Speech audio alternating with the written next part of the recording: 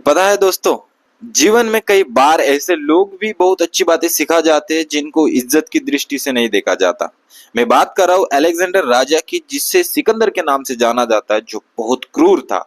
एक दिन उसने अपने सारे सिपाहियों को बुलाया और अपनी 3 आखिरी इच्छा बताई।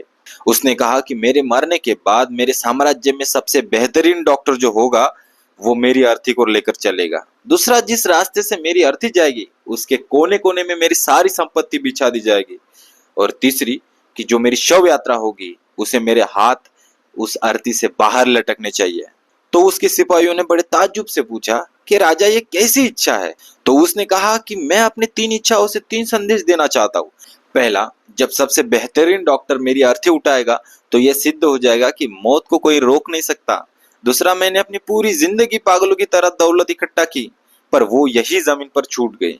और तीसरा संदेश मैं ये देना चाहता हूँ कि मेरे हाथ आखिर में खाली थे। इंसान चाहे कितना भी महान हो, वो पूरी दुनिया में खाली हाथ आया है और खाली हाथ ही जाएगा।